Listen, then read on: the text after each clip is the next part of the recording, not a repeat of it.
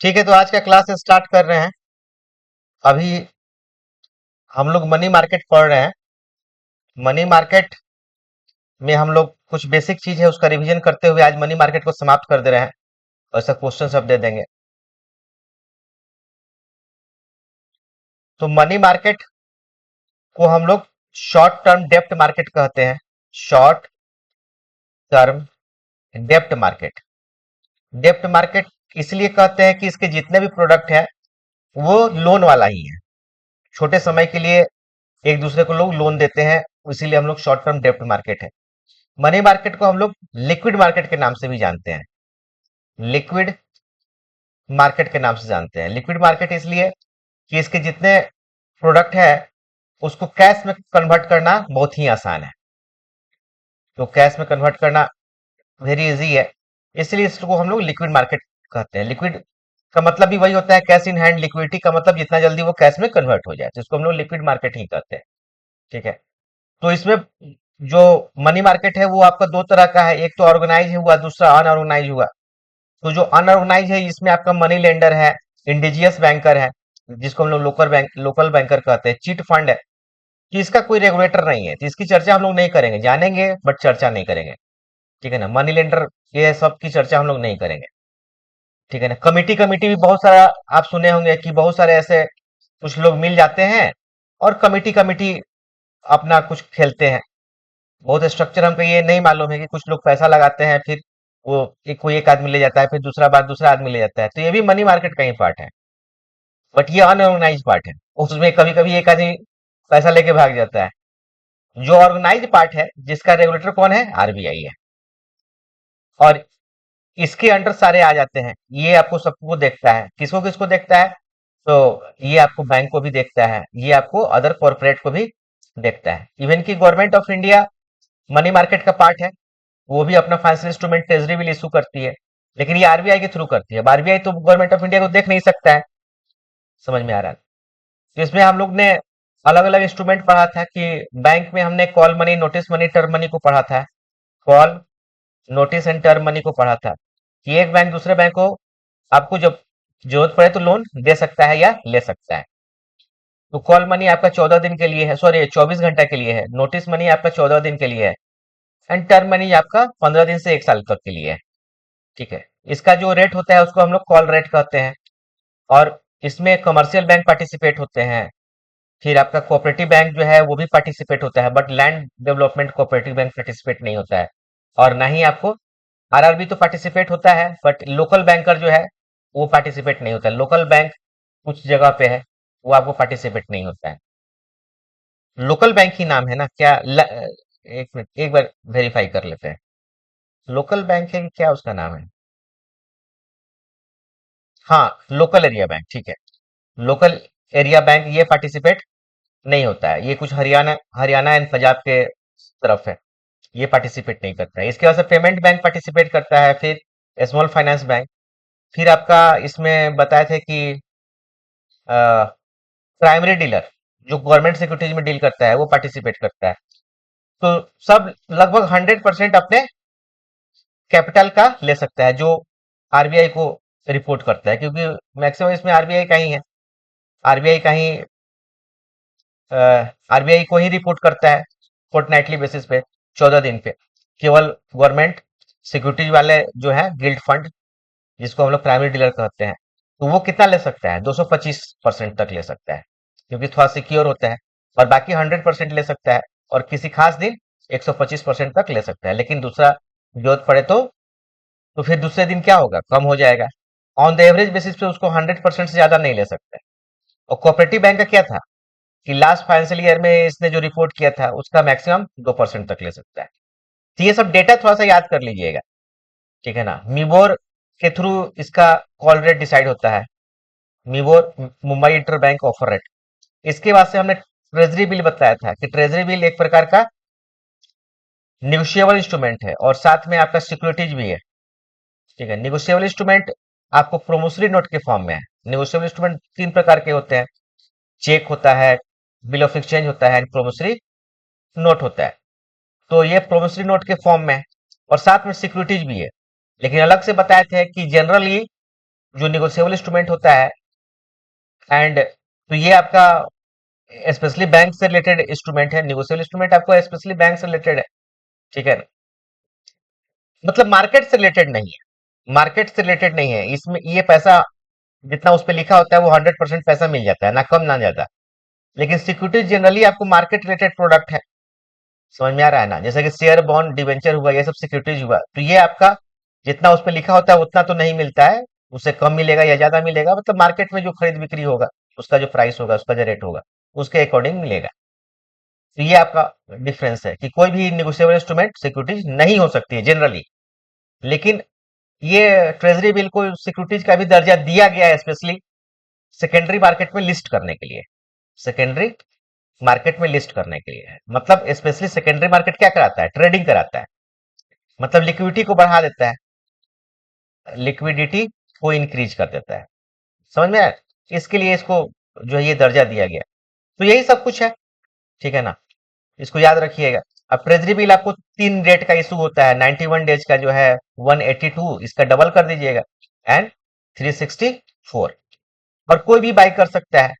तो specially RBI आपको retail investor के लिए रिटेल डायरेक्ट करके प्लेटफॉर्म ओपन की है, जिसमें आप 10,000 रुपया से स्टार्ट कर सकते हैं। ऐसे ट्रेजरी बिल के लिए आपको कम से कम 25,000 रुपया लगाना होगा। अब इसके मल्टीपल में आप लगा सकते हैं पैसे। कोई भी परचेज कर सकता है, एनआरआई भी परचेज कर सकता है, लेकिन एनआरआई को फेमा से गुजरना होगा। फेमा एक्ट उस पे अप्लाई होगा, क्योंकि क्रॉस बॉर्डर ट्रांजैक्शन हो जाएगा। तो कोई भी अगर क्रॉस बॉर्डर ट्रांजैक्शन होगा उसमें याद रखिएगा फेमा एक्ट, ठीक है ना। 2000 मतलब 1999 एक्चुअली, ये आपको अप्लाई उस पे हो जाएगा, ठीक है। पहले फेरा था, उसके बाद से आपका फेमा बना। ट्रेजरी बिल जो है ये सिक्योर इंस्ट्रूमेंट है, सॉरी, सिक्योर इंस्ट्रूमेंट इसलिए है कि ये गवर्नमेंट ऑफ इंडिया का है, इसलिए आपका सिक्योर है। तो यहां तक प्रीवियस क्लास में बताए थे। अब जो है आपका कमर्शियल पेपर, सीपी। तो कमर्शियल पेपर स्पेशली आपका कॉर्पोरेट्स के लिए है। कॉर्पोरेट मतलब स्पेशली आपका मैन्युफैक्चरिंग कंपनी के लिए है।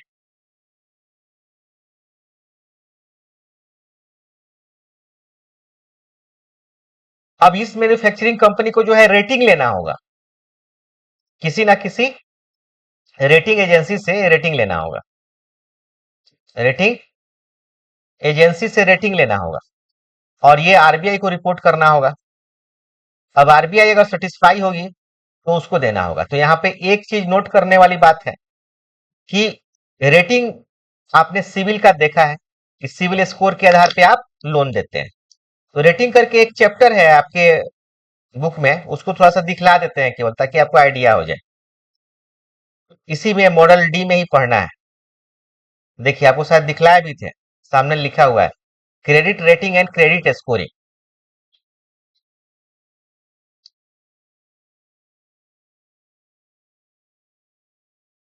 तो लॉन्ग टर्म के लिए आपको ये क्रिसल है, बहुत सारे रेटिंग एजेंसी है, क्रिसल है, सिविल है, इकरा है, फिंच है, बहुत सारे रेटिंग एजेंसी है, ठीक है ना, बहुत सारे रेटिंग एजेंसी है। तो स्पेशली आपको लॉन्ग टर्म के लिए ये आपका ट्रिपल ए है, डबल ए है, ए है। सिविल स्कोर तो सिर्फ आपके रिटेल इन्वेस्टर के लिए है, रिटेल मतलब लोन के लिए है। लेकिन ये सब जो है क्रिसल है, इकरा है, फिंच है, ये सब बड़ी बड़ी कंपनी जब मार्केट में फाइनेंशियल इंस्ट्रूमेंट इशू करती है तो उसके लिए है कि वो रेटिंग के थ्रू मार्केट को बतलाती है कि मेरा इंस्ट्रूमेंट कितना सिक्योर है। समझ में आ रहा है ना। जैसे कि कोई सिविल स्कोर लेकर आपके पास आता है 700, अगर लेकर आए तो आप उसको अच्छा समझते हैं, 750 लेकर आए तो आप बहुत सुपीरियर समझते हैं कि हाँ इसका रिपेमेंट की कैपेसिटी काफी अच्छा है। उसी प्रकार अगर कोई भी कंपनी कोई डेप्ट इंस्ट्रूमेंट इशू करती है, तो ये एक्चुअली वो कर्ज ले रही है ना, तो उसको आरबीआई बोलती है कि उसको रेटिंग लेना जरूरी है, और रेटिंग आपको यहां से मिलता है। इसको काफी सुपीरियर माना जाता है, ट्रिपल ए को काफी सुपीरियर माना जाता है। उसके नीचे आपको डबल ए है, फिर ए है, फिर ट्रिपल बी है, बीच में आपको प्लस भी लोग जोड़ देता है, ठीक है ना। डबल ए प्लस इस टाइप का भी लोग रेटिंग में ऐड करते हैं, ठीक है। उसी प्रकार शॉर्ट टर्म के लिए जो है वो आपका A1 है, A2 है, ये स्पेशली क्रिसल का है। A3 है, A4 है, डी है। तो ये आपका बोला गया है कि A4 तक बढ़िया माना जाता है। एक मिनट चेक कर लेते हैं।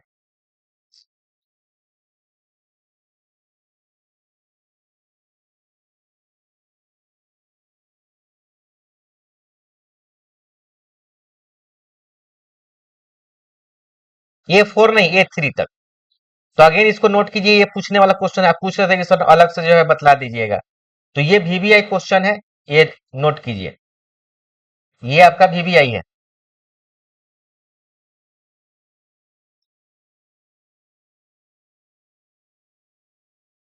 कि किसी भी कॉरपोरेट को, कॉरपोरेट मतलब कंपनी। हाँ पूछिए ना।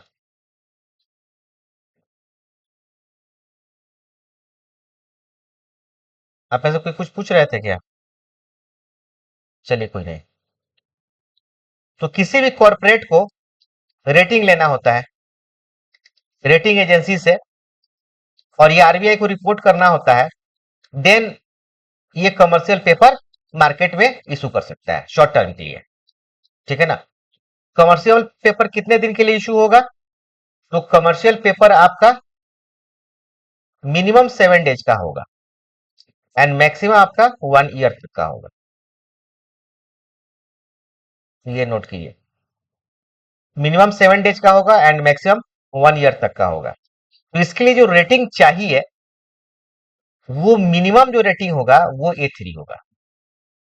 ये जो मिनिमम रेटिंग होगा, मिनिमम जो होगा वो A3 होगा। मतलब इसके ऊपर A3 के ऊपर क्या होगा? A1 होगा। ठीक है ना? A1 को काफी सुपीरियर माना जाएगा, A2 होगा एंड देन A3 होगा। तो ये आपके एग्जाम में पूछ सकता है कि मिनिमम रेटिंग कितना हो सकता है। मैक्सिमम तो A1 वाला तो है, तो वो काफी अच्छा होगा, उसमें कोई शक की जरूरत नहीं है। ठीक है ना? देखिए, रेटिंग इसीलिए कि ये जो लोन ले रहा है पब्लिक से, मार्केट से जो ये लोन ले रहा है, तो ये लोन का रिपेमेंट कर पाएगा कि नहीं समय से, इसके लिए रेटिंग जरूरी है। कंपनी ऐसा तो नहीं कि बैठ जाएगी। ठीक है ना? कि जो इन्वेस्टर है या जो भी क्रेडिटर है वो फंस तो नहीं जाएंगे, इसके लिए आपको ये है, रेटिंग है। तो ये सारी रेटिंग एजेंसी है, क्रिशल है, इकरा है, केयर है, फिंच है, ये सब रेटिंग एजेंसी है। तो RBI ही बतलाती है कि आपको किस रेटिंग एजेंसी से रेटिंग लेना है और आपके मिनिमम कितना स्कोर आपका होना चाहिए।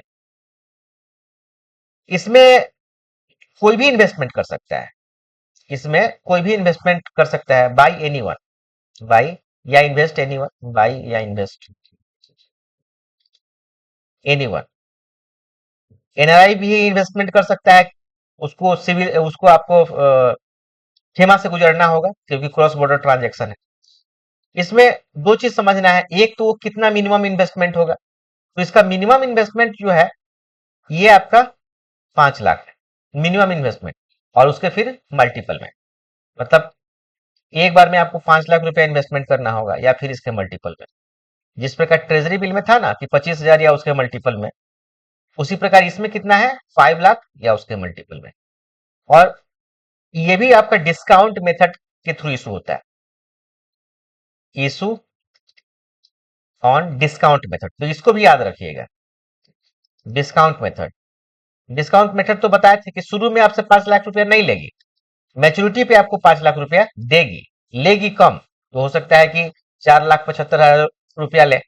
अब ये एग्जैक्ट कितना होगा वो तो साइट से मालूम चलेगा कि कौन सा कंपनी कितना पे, कितना डिस्काउंटिंग पे वो इशू कर रही है, और वही आपका अर्निंग हो जाएगा। मान लीजिए कि यहाँ पे अगर 4,75,000 में की तो आपको कितना अर्निंग हुआ, 25,000 रुपया आपका अर्निंग हो गया। समझ में आ रहा है ना? जिसको डिस्काउंट मेथड हम कहेंगे। रेट ऑफ इंटरेस्ट वाला एक मेथड होता है कि लोन जनरली किस चीज पे अप्लाई होता है, रेट ऑफ इंटरेस्ट बैंक देती है 5 लाख रुपया, उस पर रेट ऑफ इंटरेस्ट चार्ज करती है, लेकिन ये नहीं, ये कम ही पैसा लेगी और आपको मैच्योरिटी पे ये देगी। ये सबके लिए वैलिड है डिस्काउंट मेथड। हाँ, ये भी एक प्रकार का निगोशिएबल इंस्ट्रूमेंट है, ये भी एक प्रकार का निगोशिएबल इंस्ट्रूमेंट है, प्रोमिसरी नोट के फॉर्म में। प्रोमिसरी आपका नोट के फॉर्म में, this is very important. Securities भी है साथ में। मनी मार्केट का जो इंस्ट्रूमेंट है वो सिक्योरिटीज है। सिक्योरिटीज इसलिए कि इसका इजीली ट्रेडिंग हो सके, इसको याद रखिएगा। मतलब लिक्विडिटी को बढ़ा देता है कि बाय सेल अच्छा से हो सके। ठीक है, इसलिए ये सिक्योरिटीज भी है। और साथ में ये याद रखिएगा कि ये अनसिक्योर इंस्ट्रूमेंट है, अनसिक्योर। अब जिसका रेटिंग होगा वो सिक्योर इंस्ट्रूमेंट तो नहीं हो सकता है। सिक्योर इंस्ट्रूमेंट का मतलब है कि रेटिंग का जरूरत नहीं है। जैसे ट्रेजरी बिल का रेटिंग का जरूरत नहीं है, आरबीआई ऐसा नहीं बोल सकती है कि गवर्नमेंट ऑफ इंडिया को रेटिंग की जरूरत है। तो इसलिए ट्रेजरी बिल आपका सिक्योर इंस्ट्रूमेंट है, उसको रेटिंग की जरूरत नहीं है। बट सीडी हुआ या सीपी हुआ, ये सब अनसिक्योर इंस्ट्रूमेंट है। तो ये सारे आपका डेटा है, पॉइंट्स है, और इसी चीज को ये यहाँ पे लिखा हुआ है, जिसको पढ़िएगा समझिएगा। ठीक है, कहीं कोई दिक्कत होगा तो पूछिएगा। दैट्स ऑल, इसको बतला दिए। इसके बाद से है आपका certificate of deposit, CP, certificates of deposits. तो सेम टू सेम है, जो सीपी का कंसेप्ट है वो आपका सीडीए कंसेप्ट है। अंतर यही है कि सीपी जो है वो कॉर्पोरेट्स के लिए है, मतलब मैन्युफैक्चरिंग कंपनी के लिए, एंड सीडी जो है वो bank and other financial institution के लिए। बाकी सब कुछ वही है, केवल ये है कि जो 5 लाख रुपया है उसमें आपका 1 लाख रुपया है। बाकी बैंक को भी रेटिंग लेना होता है, तो अलग से बतला ही देते हैं कि जो सीडी है ये आपको बैंक्स के लिए है। मैंने बैंक को अगर शॉर्ट टर्म लोन की जरूरत है तो मार्केट में सर्टिफिकेट ऑफ डिपॉजिट इशू कर सकती है other financial institution, other financial institution. अब यहाँ पे थोड़ा सा याद रखना होगा कि अगर बैंक इशू करता है तो ये 7 डेज का मिनिमम इशू कर सकता है एंड 1 ईयर का मैक्सिमम इशू कर सकता है। बैंक के लिए ये क्राइटेरिया है। लेकिन जो अदर फाइनेंशियल इंस्टीट्यूशन है ये थोड़ा सा अलग है कि 1 साल से लेकर 3 साल तक कर सकता है। अब मतलब मनी मार्केट का ये एकमात्र इंस्ट्रूमेंट है जो 1 साल से ऊपर के लिए इशू होता है। समझ में आ रहा है ना, मात्र एकमात्र इंस्ट्रूमेंट है। तो कभी कभी ये भी पूछता है कि कौन सा इंस्ट्रूमेंट है जो 1 साल से ऊपर के लिए इशू होता है, तो आप याद रखिएगा सर्टिफिकेट ऑफ डिपॉजिट। ये भी एक प्रकार का निगोशिएबल इंस्ट्रूमेंट है, प्रोमिसरी नोट के फॉर्म में। पूछेगा कि किस निगोशिएबल इंस्ट्रूमेंट है, चलो ठीक है, बट क्या है? निगोशिएबल इंस्ट्रूमेंट में चेक है, बिल ऑफ एक्सचेंज है, प्रोमिसरी नोट है, कि डीडी है। प्रोमिसरी नोट के फॉर्म में, प्रोमिसरी नोट्स के आपका फॉर्म है, और साथ में ये सिक्योरिटीज भी है, और साथ में ये अनसिक्योर भी है।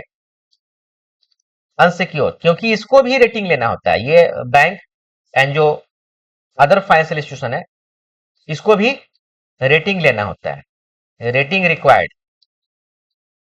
और किससे रेटिंग लेना होगा? तो किसी रेटिंग एजेंसी से, और फिर आरबीआई को रिपोर्ट करना होगा।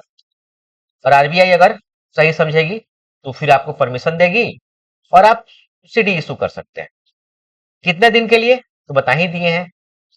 इसमें एक चीज जो था वो इन्वेस्टमेंट मिनिमम कितना था? 1 लाख रुपया, या फिर इसके मल्टीपल के रूप में। और डिस्काउंट मेथड तो यहां पर भी है, समझ में आया ना? ये डिस्काउंट मेथड यहां भी है, मतलब 1 लाख से कम लेगी आपको और मैच्योरिटी पे 1 लाख रुपया ये देगी। तो ये सारी बातें यहाँ पे लिखा हुआ है, इसको पढ़िएगा, एक बार पढ़ना जरूर चाहिए, और फिर नोट्स बना लीजिएगा। जो भी था हमने नोट्स बना ही दिया।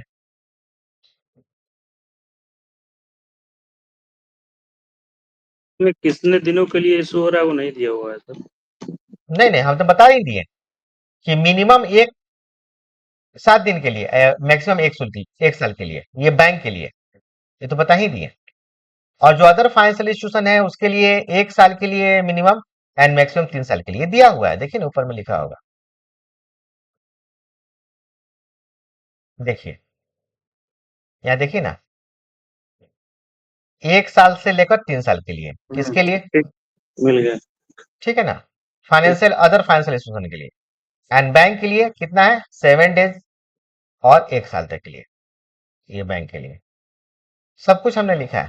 ये नोट्स में मैक्सिमम हमने इंपॉर्टेंट पॉइंट डाल दिया, इसलिए आपको बुक छूने की जरूरत ही नहीं है। ये नोट्स मोर देन सफिशियंट है, इतना पे आप तैयारी कर लीजिए। अब एक नोट में क्या चीज है, यहाँ लिखा कि मिनिमम क्रेडिट रेटिंग। अब जैसे कि कमर्शियल पेपर के लिए मिनिमम क्रेडिट रेटिंग कितना था? A3 था। उसी के लिए यहाँ पर मिनिमम क्रेडिट रेटिंग आपको सीडी के लिए चाहिए इंडिया में P2। ठीक है ना, ये याद रखिएगा, P2। अब P2 उसका कोई क्राइटेरिया है, जिस तरह सिविल स्कोरिंग का आपका 900 तक होता है। उसी तरह से P2 है, आपको बस केवल इतना याद रखिएगा। और equivalent rating from RBI approved agency, ठीक है ना। तो क्रिसल का P2 चाहिए, या फिर दूसरा जो क्रेडिट रेटिंग एजेंसी है उसका P2 के इक्विवेलेंट चाहिए, वो जो भी होगा। बस इतना याद रखिएगा, ये अगर पूछ दिया तो आपका छूटना नहीं चाहिए। तो दैट्स ऑल। तो सीडी में और कुछ नहीं है। अब एक चीज जो सीडी में मुझे बतलाना है, वो ये बताना है कि अक्सर लोग ये कंफ्यूज जो है वहां पे समझते हैं कि बैंक आपको सीडी भी इशू करती है एंड बैंक एफडी भी इशू करती है, फिक्स डिपॉजिट भी इशू करती है। तो दोनों हम परचेज कर सकते हैं क्या? तो हाँ, बाई एनी वन, कोई भी परचेज कर सकता है, बाई एनी वन। जब उसका निकलता है तो उसके साइड से आप परचेज कर सकते हैं। एनआरआई भी परचेज कर सकते हैं, बट एनआरआई के लिए अगेन वही फेमा एक्ट अप्लाई होगा। F E M A FEMA act apply होगा, और इसके तहत मनी का ट्रांजैक्शन रिकॉर्ड होगा। ठीक है। इंपॉर्टेंट है कि क्या दोनों में क्या अंतर है? तो जमीन आसमान का फर्क है। सबसे पहला सीडी क्या है? सीडी एक प्रकार का मार्केट रिलेटेड इंस्ट्रूमेंट है। ये मार्केट रिलेटेड इंस्ट्रूमेंट है। अगर हम लोग थोड़ा सा एनालिसिस करें तो इसमें क्रेडिट रिस्क भी है और साथ में मार्केट रिस्क भी है। क्रेडिट रिस्क भी है एंड मार्केट रिस्क भी है, और मार्केट में अप एंड डाउन होगा। बट एफडी में ऐसा कुछ नहीं है। एफडी में थोड़ा सा, अगर बैंक डूबती है तो आपको 5 लाख तक का इंश्योरेंस है, अगर डूबती है तो इसमें इंश्योरेंस वाला है। नेक्स्ट लेवल पे जो एफडी है, ये आपको 7 डेज से लेकर 10 ईयर तक का आप इशू कर सकते हैं। एफडी आप कितना का इशू कर सकते हैं, लेकिन ये कितना दिन का होता है? 7 डेज से लेकर केवल 1 साल के लिए होता है।